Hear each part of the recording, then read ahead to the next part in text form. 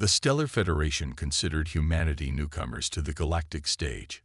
Only 70 years into their expansion beyond Earth, humans had established colonies on 12 planets and maintained diplomatic relations with 14 alien species. Captain Ju Park of the exploratory vessel Horizon glided through the lush gardens of the Novanian diplomatic chamber. The Novanians, tall, willowy beings with iridescent skin, had welcomed the human delegation with open arms. "Your species displays remarkable adaptability," said Elder Cole, the Novanian representative. "In mere decades, you've achieved what took us millennia." Ju smiled. "Perhaps we're simply impatient." The diplomatic meeting was interrupted by an emergency signal. Ju's second-in-command, Lieutenant Do-Yeon Kim, rushed in. "Captain, we've detected unauthorized entry into Novanian orbit. 6 warships bearing Drelkar insignia are demanding the Novanians surrender their northern territories." Elder Cole trembled visibly. "The Drelkar Imperium has finally come. We feared this day." "What do they want?" Ju asked. "Our crystalline forests. They contain minerals essential for faster-than-light travel. We've managed to remain beneath their notice for generations, but recent surveys must have revealed our resources." Juwoo's communication device flashed with a message from Earth Command. "Maintain observation only. Do not interfere in alien conflicts." Watching the Drelkar ships deploy ground forces against the defenseless Novanian settlement, Juwoo made her decision. "Lieutenant Kim, prepare defensive positions. We're not leaving these people to die." Kim looked at his captain with surprise but nodded firmly. "Yes, Captain." Within minutes, the human delegation moved to action. Juwoo contacted the Horizon, ordering a tactical team to deploy to the surface. She knew this decision could end her career, maybe even trigger an interstellar incident, but she couldn't stand by and watch innocent beings slaughtered. Elder Cole watched with wide eyes as the humans prepared their weapons. "You risk much for people you barely know." "It's what humans do," Ju said, checking her sidearm. "We protect those who can't protect themselves." The first Drelkar ground forces landed 3 kilometers from the diplomatic complex. They were massive creatures, their bodies covered in natural armor plates, wielding energy weapons that cut through the delicate Novanian structures with ease. Lieutenant Kim organized 20 human soldiers into defensive positions around the complex. They were outnumbered 5-1, but they had the advantage of surprise. The Drelkar clearly hadn't expected resistance. "Hold fire until my command," Ju ordered through her comms unit. "We want to make a statement, not start a massacre." When the first Drelkar troops approached the complex gates, Ju stepped forward, alone and unarmed. "This is Captain Ju Park of the Earth Stellar Fleet," she announced, her voice amplified by her suit's speakers. "The Novanian people are under human protection. Withdraw your forces immediately." The Drelkar commander, a scared warrior standing 2 meters tall, laughed. "Humans have no authority in this sector. Step aside or be destroyed with these weaklings." Ju didn't move. "The choice is yours. Withdraw or face consequences." The Drelkar raised his weapon, aiming at Ju's chest. Before he could fire, precision shots from hidden human positions disabled the weapons of the frontline Drelkar troops. "That was a warning," Ju said calmly. "The next shots won't be so merciful." Confusion rippled through the Drelkar ranks. Their intelligence had indicated the Novanians were defenseless, and humans were not known as warriors. This resistance was unexpected. The Drelkar commander snarled but signaled his troops to halt their advance. "This is not over, human. The Imperium does not tolerate interference." "Neither do we tolerate bullies," Ju replied. "Return to your ships." The standoff lasted several tense minutes before the Drelkar forces slowly retreated. As they departed, Elder Cole approached Ju, his hands trembling. "They will return with more ships, more warriors," he warned. "The Drelkar never forget an insult." "Then we'll be ready," Ju said. She activated her comm unit. "Lieutenant Kim, contact Earth Command. Tell them we need reinforcements at the Novanian homeworld. And tell them," She paused, looking at the frightened Novanian elders. "Tell them we found allies worth defending." Back on the horizon, Jiwoo faced a communication screen filled with the angry face of Admiral Hanuel Lee. "You've violated direct orders, Captain Park. You've potentially started a war with the Drelkar Imperium." "With respect, Admiral, the Drelkars started this when they attacked a peaceful species," Jiwoo replied firmly. "The Novanians are not our responsibility." "They are now," Jiwoo said. "I've seen their technology, Admiral. The Drelkar don't just want resources, they want Novanian knowledge. If the Drelkar obtain it, the balance of power in this sector will shift dramatically." This gave the Admiral pause. "What knowledge?" "Ancient technology that manipulates space itself. The Novanians use it peacefully, but in Drelkar hands." Jiwoo let the implication hang. After a long silence, Admiral Lee sighed. "Hold your position, Captain. The Council will debate our official response. Until then, you're authorized to maintain a defensive posture only." After the transmission ended, Lieutenant Kim approached his captain. "That went better than expected." "It's not over," Jiwoo replied, looking out at the stars. "This is just the beginning." On the Drelkar command ship, High Commander Vec received the report of the failed surface operation with cold fury. "Humans dare to challenge the Imperium," he growled. "They know nothing of war." His second-in-command bowed low. "Shall we bring more forces, Commander?" Vec stared at the holographic image of the human ship orbiting the Novanian world. "No. Report this to the Imperial Center. If humans want to protect the Novanians, they have chosen the losing side. Soon, they will learn what it means to face the full might of the Drelkar Imperium." As night fell on the Novanian world, Captain Jiwoo Park stood in the garden of the diplomatic complex, watching the stars. She knew that her decision today would change the course of human history in space. For better or worse, humanity had just announced its presence to the galaxy, not just as explorers, but as defenders. And the galaxy would never be the same. 6 months had passed since Captain Jiwoo Park's fateful stand on the Novanian homeworld. What began as a single act of protection had grown into a full alliance. The once peaceful Novanian homeworld now bristled with defenses. Commander Tae-yun Choi wiped sweat from his brow as he examined the shield generator installation. The massive device hummed with power, projecting an invisible barrier that could withstand heavy bombardment. Around him, human engineers worked alongside willowy Novanians, their iridescent skin shimmering in the sunlight. "Commander, the Eastern Quadrant is online," reported Lieutenant Hannah Yoon, checking readings on her tablet. "That completes the protective grid." Tae-yun nodded with satisfaction.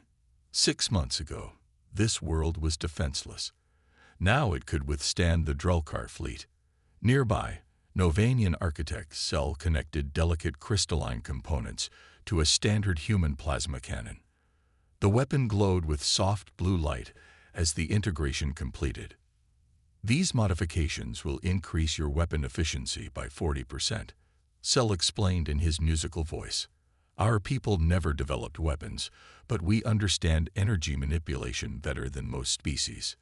Tae-yun watched the demonstration with wide eyes as the modified cannon fired at a test target, delivering unprecedented power with minimal energy consumption. "With technology like this, we might actually stand a chance," he murmured. Meanwhile, across the galaxy in the great chambers of the Galactic Forum, Ambassador Minji Lee stood firm against growing criticism. Representatives from 20 advanced civilizations filled the circular hall, most watching the human with skepticism or outright hostility. The Stellar Federation of Earth reaffirms its commitment to protecting Novanian sovereignty, Minji declared, her voice steady despite the pressure. "We seek no territorial expansion, only to defend those who cannot defend themselves." Ambassador Xren of the Volderi Republic rose from his seat, his 4 eyes blinking in sequence to show disapproval. "Humanity is young and doesn't understand what they're doing," he warned, addressing the entire assembly. "The Drelkar have controlled this sector for 10,000 cycles. They will not tolerate interference." Murmurs of agreement filled the chamber. Most species had long ago accepted Drelkar dominance in the sector, finding it safer to accommodate the powerful empire than to challenge it. Perhaps it is time for things to change, Minji replied calmly. No species should live in fear of another. After the session, Ambassador Trell of the Meridian Collective approached Minji privately. Your words are brave, human, but bravery alone will not save you. The Drelkar do not forget, and they do not forgive. Neither do humans, Minji replied with a tight smile. Especially when protecting our friends. The warning proved prophetic. 3 weeks later, a Drelkar battle fleet emerged from hyperspace above New Sol, humanity's largest colony world outside the Sol system. 50 warships, their hulls covered in the bony armor that characterized Drelkar design, moved into attack formation. In the command center of New Sol's orbital defense station, Admiral Jumseo Kang received the reports with grim determination. The colony housed 3 million civilians, and his defensive fleet numbered only 10 ships. They're bypassing standard communication protocols, reported his communications officer. They're moving directly to attack positions. Jumseo's face hardened. Send emergency evacuation signals to all civilian centers. Deploy the fleet in defensive formation. He paused, looking at the tactical display showing the overwhelming enemy force. All ships form defensive pattern Alpha. We hold until the civilians evacuate. The battle began without warning or declaration. Drelkar energy weapons sliced through space, targeting the human defensive platforms first. Admiral Kang's fleet responded with precision fire, their weapons enhanced with Novanian technology. The first Drelkar cruiser exploded in a cascade of energy as modified human torpedoes bypassed its shields completely. 2 more followed in quick succession. On the bridge of his flagship, Admiral Kang watched the battle unfold with mixed emotions. The modified weapons were proving devastatingly effective, but the Drelkar numbers were overwhelming. Sir, civilian transports need another 2 hours for full evacuation, his executive officer reported. Then we give them 2 hours, Kang replied, bracing as his ship shuddered under enemy fire. The battle raged for 16 hours. When it ended, half the human fleet lay in ruins, but the Drelkar had retreated after losing 23 of their vessels. Most importantly, over 90% of civilian inhabitants had evacuated successfully. Admiral Kang stood in the shattered bridge of his flagship, blood trickling from a cut on his forehead as he surveyed the damage reports. We won't win the next one so easily, he told his surviving officers. They'll adapt to our technology. Across space, aboard the massive Drelkar command ship Inevitable Conquest, High Commander Vex examined the battle records with growing concern. His scaled fingers moved over holographic displays, showing the unexpected effectiveness of human weapons. These energy signatures are impossible for human technology, he growled to his science officer. These patterns, I've only seen them in ancient records. The Novanians, the science officer suggested. They must have shared their knowledge with the humans. Vex slammed his armored fist onto the console. These humans fight with unexpected ferocity. And their technology. He paused, studying the energy signatures more closely. They've been given Novanian secrets. Secrets the Novanians denied us for centuries. The implications disturbed him deeply. The Drelkar Imperium had maintained superiority through technological advantage for millennia. If humans, with their adaptability and aggression, gained access to Novanian knowledge, Vex made his decision. He opened a communication channel to Earth's central government. Attention human leadership, he said, his voice cold and precise. This attack was merely a demonstration of our power. You have 20 solar cycles to withdraw all protection from Novanian space and surrender all Novanian technology in your possession. Failure to comply will result in full-scale war against your species. Back on Earth, the Defense Council gathered to hear the ultimatum. Admiral Hanyul Lee, who had initially opposed Captain Park's intervention, now stood firmly with the pro-Novanian faction. We cannot abandon them now, he stated. Not only would it be dishonorable, but the Drelkar would gain access to technology that would make them unstoppable. Ambassador Minji Lee nodded in agreement. The Novanians have begun sharing knowledge that could transform human civilization. Their understanding of spatial mechanics alone could advance our science by centuries. President Yunho Ba listened silently before speaking. Then our course is set. Send our answer to the Drelkar. Earth stands with Nova Prime. If they want war, they shall have it. The war began on a Tuesday. Drelkar forces struck simultaneously at 3 human colonies and 5 Novanian worlds. Millions perished in the initial assault. On Europa, Jupiter's ice-covered moon and home to humanity's largest research facility outside Earth, sirens wailed as Drelkar warships appeared in orbit. Captain Haijin Kang of the battleship Defiance moved her vessel between the attackers and the research station. All civilian personnel to evacuation shuttles, she ordered, her voice steady despite the chaos. Military units maintained defensive positions. The Defiance shuddered as Drelkar energy weapons struck its shields. The modified defenses held, but Haijin knew they wouldn't last forever against such concentrated fire. Return fire. Focus on their lead vessel, she commanded. We need to buy time for the evacuation. On the main screen, she watched the station's shuttles launching one by one, carrying scientists and their families toward the relative safety of distant Ganymede base. Lieutenant Junho Lee, her tactical officer, looked up from his console with concern. Captain, the Drelkar are ignoring our fire. They're targeting specific sections of the research facility. Haijin studied the attack pattern and frowned. Section 12B and 23A.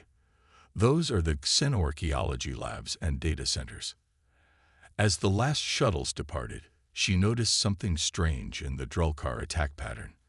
They'd bypassed power generators and defense systems, focusing entirely on research modules. They're not trying to destroy the station, she realized. They're after information. The Defiance managed to escort the civilian shuttles to safety before being forced to retreat as 3 more Drelkar warships arrived. As they jumped to faster-than-light travel, Haijin watched Europa's research station collapse under concentrated fire. 48 hours later, in the Emergency War Council on Earth, Captain Haijin Kang reported her observations to Admiral Juwon Ryu and the gathered military and scientific leadership. They're targeting the research facilities with surgical precision, she explained, showing tactical recordings from Europa. They know exactly what we're working on. The Admiral's face grew grave. The same pattern occurred at Proxima Centauri and the Novanian colony on Zeta Reticuli. They're hunting for something specific. Dr. Sungo Park, head of xenorchaeology and one of the few researchers who escaped Europa, stepped forward. The elderly scientist's hands trembled slightly as he activated a holographic display. I believe I know what they're after, he said. For the past year, we've been studying Novanian historical records and artifacts. What we've discovered is extraordinary.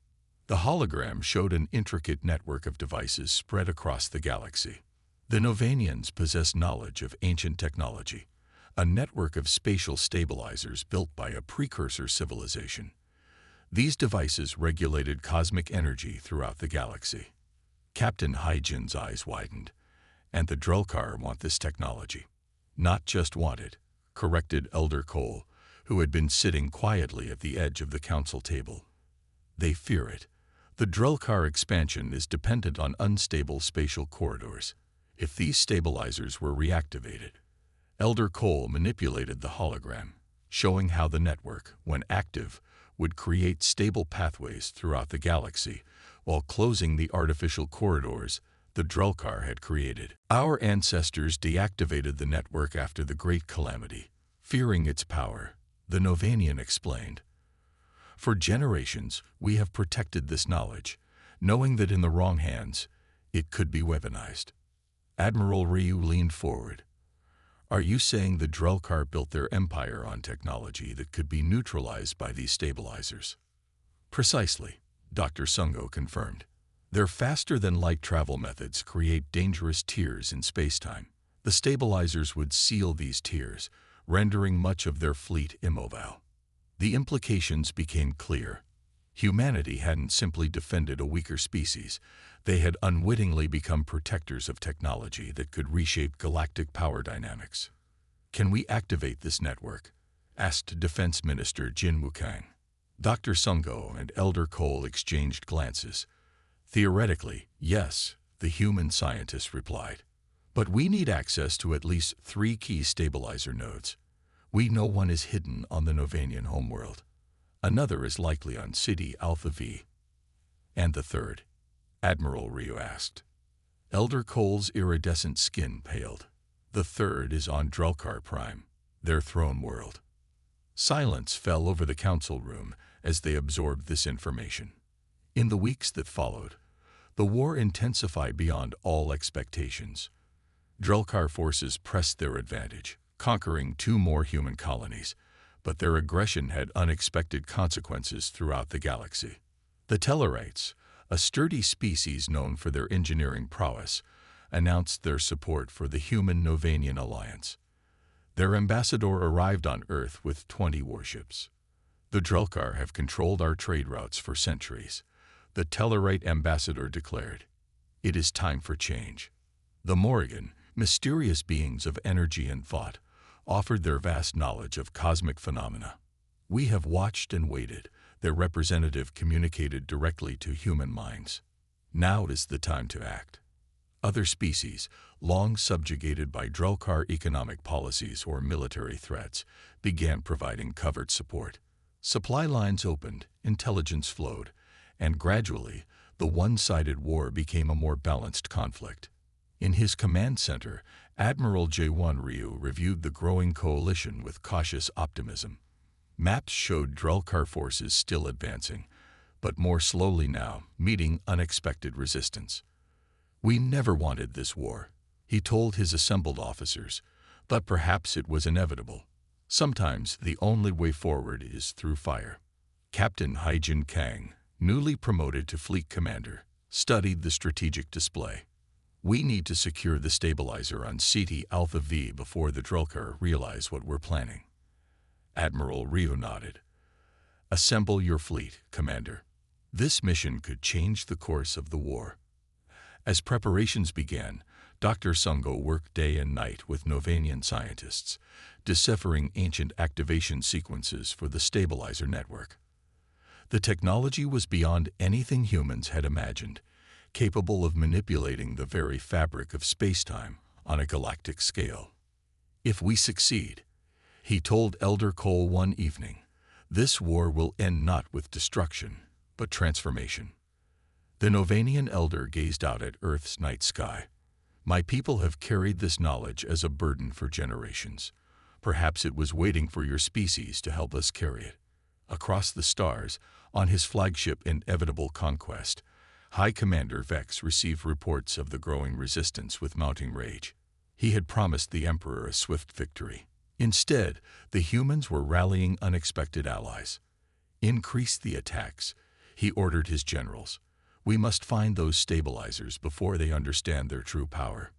His second-in-command hesitated. "The troops are stretched thin, Commander, and there are rumors of dissent in the outer provinces." Vex's eyes narrowed. "Dissent? In the Imperium?" "Some question why we fight so desperately against the humans," the officer admitted. "The official reason, punishing them for interfering with Novanian resources, seems insufficient for such a total war."